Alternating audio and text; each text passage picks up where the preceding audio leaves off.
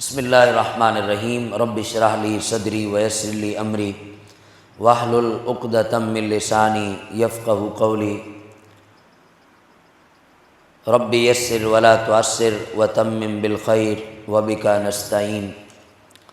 بسم اللہ الرحمن الرحیم الحمد للہ رب العالمین صدق اللہ مولانا العظیم وبلغنا رسولہ النبی الکریم الامین الرؤوف الرحیم۔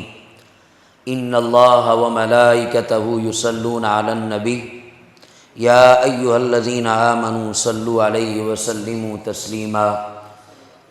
الصلاۃ والسلام علیک یا سیدی یا رسول اللہ وعلی آلک واصحابک یا سیدی یا خاتم النبیین۔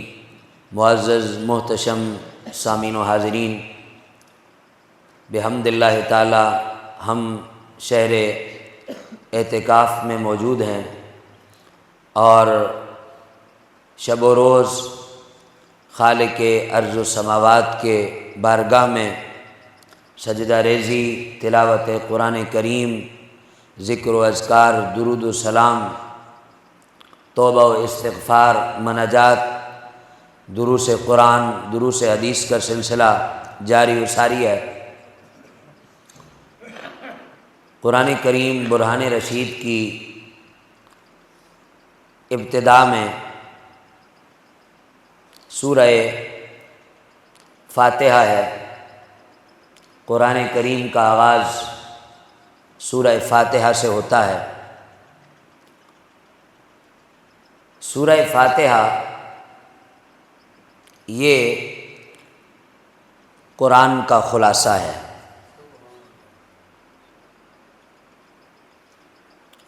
سورہ فاتحہ کا نام ام القرآن بھی ہے۔ اس میں قرآن کے سارے مضامین جمع ہیں۔ اگر آپ قرآن کا خلاصہ سمجھنا چاہیں کہ اللہ نے 6666 آیتوں میں کیا بیان کیا،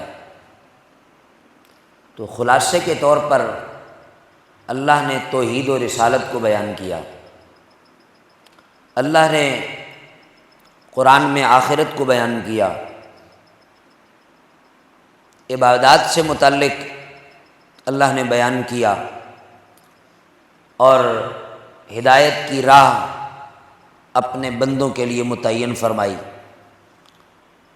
تو جب ہم ان مضامین کو دیکھتے ہیں تو یہ سارے کے سارے مضامین ہمیں سورہ فاتحہ شریف کے اندر مکمل طور پر موجود نظر آتے ہیں۔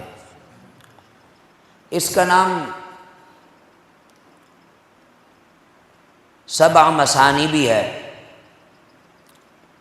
امام ابن کثیر کہتے ہیں چونکہ یہ سورہ فاتحہ یہ وہ 7 آیات ہیں کہ جن کے بارے میں اللہ تعالیٰ نے پوری ایک آیت اتاری، فرمایا وَلَقَدْ آتَيْنَاكَ سَبْعًا مِّنَ الْمَثَانِي وَالْقُرْآنِ الْعَظِيمِ، کہ حبیب ہم نے آپ کو 7 آیتیں وہ عطا فرما دی ہیں جو بہت انوکھی ہیں، بہت نرالی ہیں۔ 7 من المثانی، وہ 7 آیات سورہ فاتحہ شریف کی ہیں، اور اس کو فاتحۃ الکتاب بھی کہا جاتا ہے چونکہ اس سے قرآن کا آغاز ہوتا ہے۔ سارے ہدایت کے رستے، ہدایت کے دریچے الحمد شریف کے اندر کھل جاتے ہیں۔ آقا علیہ الصلوۃ والسلام نے ارشاد فرمایا ما انزل اللہ فی التوراۃ ولا فی الانجیل مثل ام القرآن۔ سرکار نے فرمایا کہ اللہ نے یہ جو مجھے امت کے لیے فاتحہ شریف دی ہے، فرمایا اللہ نے اس جیسی نہ تورات میں اتاری ہے نہ انجیل میں اتاری ہے۔ تو یہ اعزاز ہے اس امت کا کہ اللہ کے حبیب صلی اللہ تعالیٰ علیہ وسلم کے قلب اطہر پر اللہ نے سورہ فاتحہ شریف کو اتارا۔ حضرت امام رازی رحمۃ اللہ تعالیٰ علیہ ارشاد فرماتے ہیں، اعلم ان سورۃ الفاتحہ، فرمایا کہ یہ جو سورہ فاتحہ ہے کأنہا مشتملۃ علی جمیع مقاصد القرآن، کہ سورہ فاتحہ یہ قرآن کے تمام مقاصد کا احاطہ کیے ہوئے ہے، یعنی یہ قرآن کا خلاصہ ہے۔ اور محبوب سبحانی حضرت سیدنا شیخ عبد القادر جیلانی الحسنی الحسینی البغدادی رضی اللہ تعالیٰ عنہ، آپ نے ارشاد فرمایا کہ الفاتحۃ بحر من المعارف، کہ صوفیانہ اور عارفانہ بات کی، فرمایا کہ جو چاہتا ہے کہ معرفت الہی میں غوطہ زن ہو جائے، وہ معرفت الہی کے سمندر میں ڈوب جائے، تو آپ نے فرمایا کہ اس کو چاہیے کہ وہ سورہ فاتحہ پڑھے۔ کیا پڑھے؟ فرمایا کہ الفاتحۃ بحر من المعارف، سورہ فاتحہ یہ معارف کا سمندر ہے، من عاد فیہ وصل الی کنوز الہدایہ، فرمایا کہ جو اس سمندر میں غوطہ زن ہوا وہ ضرور بالضرور راہ ہدایت پا جائے گا۔ تو اس لیے خالق ارض و سماوات نے قرآن کا خلاصہ سورہ فاتحہ شریف کے اندر رکھا ہے۔ حضرت سیدنا امام حسن بصری رحمۃ اللہ تعالی علیہ ارشاد فرماتے ہیں کہ جس شخص نے سورہ فاتحہ سمجھ کے پڑھی، کیسے پڑھی؟ زور سے بولو، سمجھ کے پڑھی۔ امام حسن بصری براہ راست شاگرد ہیں حضرت مولا کائنات علی المرتضیٰ شیر خدا رضی اللہ تعالیٰ عنہ کے۔ وہ فرماتے ہیں کہ جس نے سورہ فاتحہ سمجھ کے پڑھی گویا کہ اس نے قرآن کا خلاصہ سمجھ لیا، اس نے قرآن کا خلاصہ سمجھ لیا۔ اور سورہ فاتحہ یہ معرفت کے دریچے کھولتی ہے، اس میں توحید کا بیان بھی ہے، رسالت کا باب بھی ہے، اس میں تصور آخرت بھی ہے، اور اس میں راہ ہدایت بھی ہے، اور اس میں عبادت کا خلاصہ اور نچوڑ بھی ہے۔ تو اس لیے میں نے چاہا کہ میں آپ کے لیے سورہ فاتحہ کو مفصل انداز سے اس کی شرح آپ کے سامنے رکھوں، تاکہ ہم اس کے مطالب و مفاہیم کو اور اس کے معارف کو سمجھیں اور اپنی زندگیوں میں اس کو لاگو کریں۔ نبی علیہ الصلوۃ والسلام نے ارشاد فرمایا لا صلاۃ لمن لم یقرأ بفاتحۃ الکتاب، فرمایا کہ اس شخص کی نماز نہیں کہ جس نے سورہ فاتحہ نماز میں نہ پڑھی۔ اب یہاں ایک فقہی مسئلہ بھی سمجھ لیں۔ محبوب علیہ السلام نے فرمایا لا صلاۃ لمن لم یقرأ بفاتحۃ الکتاب، کہ سورہ فاتحہ کو نماز میں پڑھنا واجب ہے۔ جو شخص نماز ادا کر رہا ہے جب وہ سورہ فاتحہ کو نہیں پڑھے گا تو اس کی نماز نہیں ہوگی. ایک معنی یہ.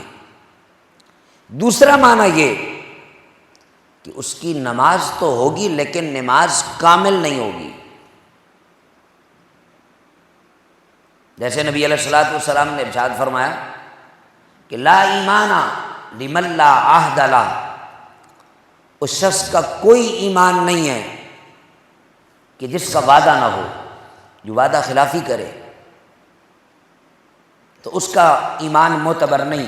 مراد یہ ہے کہ وہ کلمہ تو پڑھتا ہے لیکن وہ کامل مومن نہیں ہے. لیکن جب کوئی شخص امام کے پیچھے نماز ادا کر رہا ہے تو اس وقت وہ سورہ فاتحہ کی تلاوت، زور سے بولو اور اونچا بولو، اللہ تعالیٰ نے قرآن مجید میں ارشاد فرمایا کہ اذا قرئ القرآن فاستمعوا لہ، جب قرآن پڑھا جائے تو کیا کرو؟ بالکل غور سے سنو، وانصتوا، اور خاموشی اختیار کرو. ایسا نہیں ہے کہ امام بھی پڑھے اور تم بھی پڑھو، یہ کام نہیں کرنا. فاستمعوا، یہ تو نص قرآنی ہے اور جو اس حدیث کی شرح کرتی ہے، اس کے مفہوم کو واضح کرتی ہے. اور پھر نبی علیہ الصلوۃ والسلام نے ارشاد فرمایا قراءۃ الامام قراءۃ لہ، کہ جو امام کی قراءت ہے وہ مقتدی کے لیے کافی ہے. امام کی قراءت مقتدی کے لیے کافی ہے. تو جب امام فاتحہ پڑھ لے گا، سورت ملا لے گا، تو مقتدی کو الگ سے سورہ فاتحہ یا ساتھ سورت ملانے کی ضرورت نہیں ہے، بلکہ اس کو خاموشی سے سننا ہے، توجہ اور انہماک کے ساتھ سننا. اگر امام کے پیچھے سورہ فاتحہ پڑھنا واجب ہوتا تو پھر ایک شخص آیا، امام رکوع میں موجود ہے. کہاں موجود ہے؟ رکوع میں موجود ہے. اس نے رکوع کو پا لیا لیکن سورہ فاتحہ، زور سے بولو، نہیں پڑھی. ہوش سے بولو، سورہ فاتحہ نہیں پڑھی. اور اس نے پہلی رکعت میں آیا امام کے ساتھ، اس نے نماز مکمل کر لی. تو اگر سورہ فاتحہ واجب ہوتی تو پھر اس کو اٹھنا پڑتا اگلی رکعت کے لیے کہ وہ اٹھ کے سورہ فاتحہ پڑھتا، جبکہ ایسا کرنا درست نہیں ہے. کیوں؟ محبوب علیہ السلام نے ارشاد فرمایا کہ من وجد الرکوع فقد وجد الرکع، فرمایا کہ جس نے امام کے ساتھ رکوع کو پا لیا گویا کہ اس نے امام کے ساتھ رکعت کو پا لیا. سبحان اللہ. تو اس لیے جب آپ امام کے پیچھے نماز ادا کریں تو ایک بندہ مومن کے لیے یہ لازم ہے کہ وہ امام کی قرات پر اکتفا کرے، اور یہی تقاضۂ انصاف کے عین مطابق ہے. اسی کو محدثین نے بیان کیا ہے. نبی علیہ السلام نے ارشاد فرمایا کہ اذا قال الامام ولا الضالین، جب امام ولا الضالین کہے فقولوا آمین، تم آمین کہو. اب یہ آمین کا مسئلہ بھی سمجھ لیں. نبی علیہ السلام نے فرمایا کہ جس کی آمین فرشتوں کی آمین کے ساتھ مل گئی، جس کی آمین فرشتوں کی آمین کے ساتھ مل گئی، اللہ اس کے پچھلے سارے گناہوں کو بخش دے گا۔ اب سوال یہ ہے کہ امام نے ولضالین کہا تو مقتدی آمین کیسے کہے؟ تو مقتدی کہے وخفض صوتا، اس کی آواز پست ہونا چاہیے۔ کیا ہونی چاہیے؟ بلند آواز سے، گونجدار زوردار آواز سے آمین کہنا یہ درست نہیں۔ اس کو لاجیکلی سمجھیں۔ سرکار نے فرمایا کہ جس کی آمین فرشتوں کی آمین کے ساتھ مل جائے، تو بھلا فرشتوں کی آواز میں شور تو نہیں ہوتا، سکون ہوتا ہے، تو پھر اس کا مطلب یہ ہے کہ اس آمین کو بھی آہستہ ہونا چاہیے، خاموش آواز میں ہونا چاہیے، پست آواز میں ہونا چاہیے۔ اور پھر اگر آمین کہنا واجب ہوتا، بلند آواز سے اگر آمین کہنا واجب ہوتا، تو پھر کسی بھی نماز کے اندر قرات کو پست آواز میں نہ رکھا جاتا۔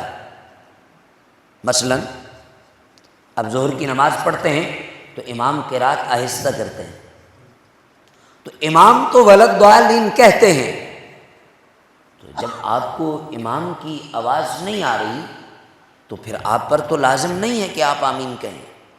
اور اگر واجب ہوتا تو پھر امام کو اونچا کہنا پڑتا، اور اگر نماز کے اندر واجب چھوٹ جائے تو سجدہ سہو لازم ہے، اور اگر سجدہ سہو نہیں کریں گے تو نماز واجب الاعادہ ہے۔ تو اس لیے جب امام ولضالین کہے تو آمین پست آواز میں کہنا ہے۔ محبوب علیہ السلام نے ارشاد فرمایا کہ اللہ تعالیٰ ارشاد فرماتا ہے قسمت الصلاۃ بینی و بین عبدی نصفین، کہ میں نے نماز کو اپنے اور اپنے بندے کے درمیان تقسیم کر دیا ہے۔ اب یہ حدیث معرفت ہے، اس کو سمجھیں اور اپنے ایمان کو تازگی دیں۔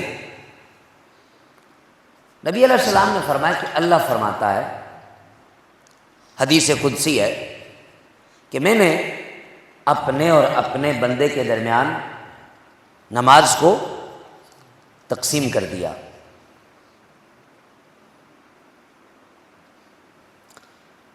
فرمایا کہ جب میرا بندہ الحمدللہ رب العالمین کہتا ہے تو میں کہتا ہوں میرے بندے نے میری حمد کی۔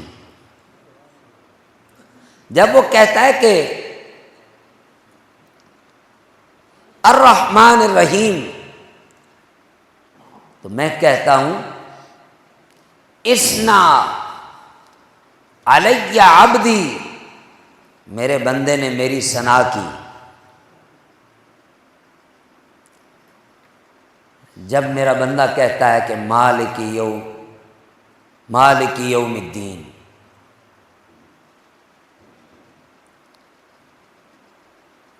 مالک یوم الدین، تو آقا علیہ السلام نے فرمایا کہ اللہ فرماتا ہے کہ میں کہتا ہوں مجدنی عبدی، اور جب میرا بندہ کہتا ہے کہ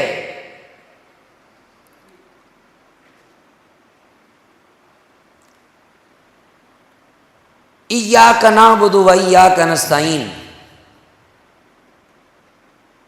تو میں کہتا ہوں کہ یہ میرے اور میرے بندے کے درمیان ہے،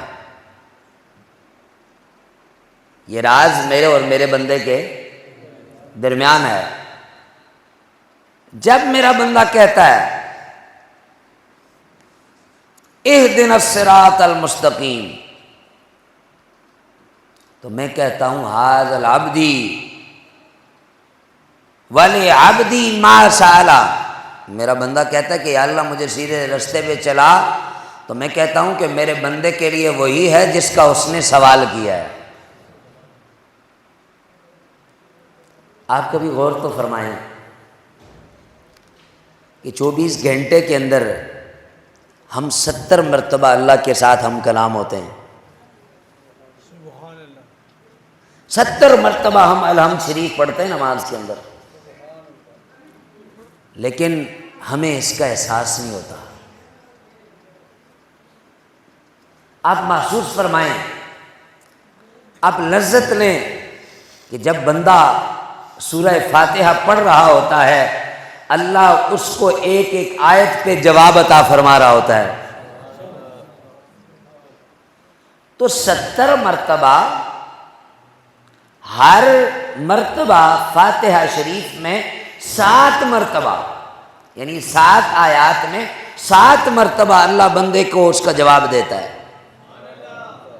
آپ اس کو محسوس تو کریں، اور جب ہم یہ محسوس کر کے نماز پڑھنا شروع کر دیں گے تو پھر ہمارے اوپر ہدایت کی راہیں کھل جائیں گی، ہمارے اوپر ہدایت کی راہیں کھل جائیں گی، اور ہم راہ ہدایت پر گامزن ہو جائیں گے، اور اللہ کے قرب کی جو سمت ہے وہ متعین ہو جائے گی۔ تو اس لیے ہمیں سورہ فاتحہ کو سیکھنا ہے، اس کو سمجھنا ہے، اور اس کو پریکٹیکلی طور پر اپنی زندگی میں نافذ کرنا ہے، اور پھر اس کے پیغام نور کو آگے دوسرے مسلمانوں تک پہنچانا ہے۔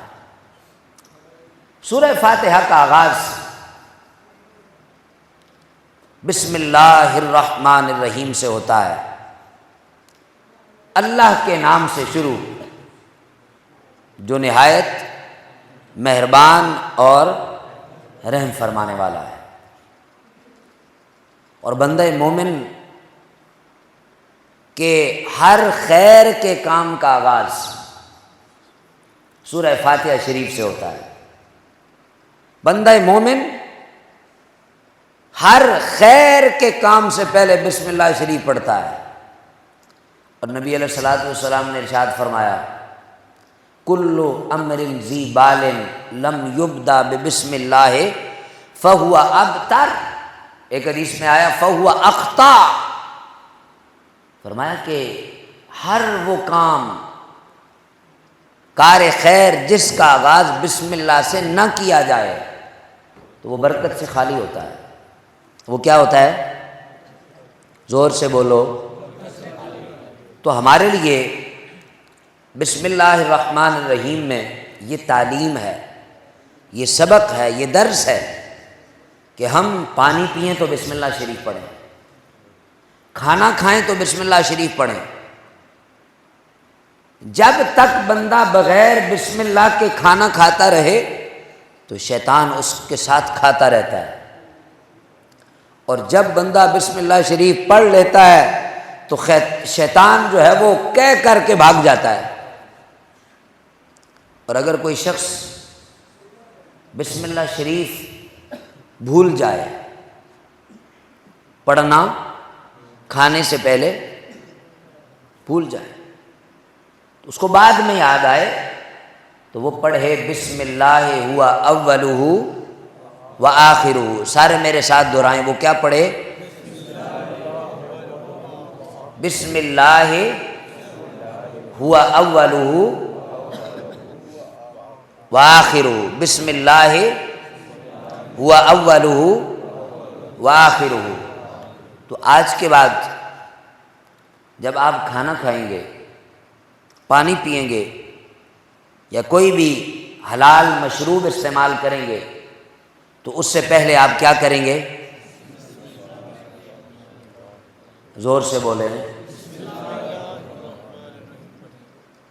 آج کے سورہ فاتحہ کے درس قرآن کا یہی خلاصہ ہے کہ ہر خیر کے کام کا آغاز بسم اللہ شریف سے کرنا ہے، اور جب بسم اللہ الرحمن الرحیم کہہ کے کام کا آغاز کریں گے اللہ اس میں اپنی شان سے ضرور برکت پیدا فرمائے گا۔ وآخر دعوایا ان الحمد للہ رب العالمین۔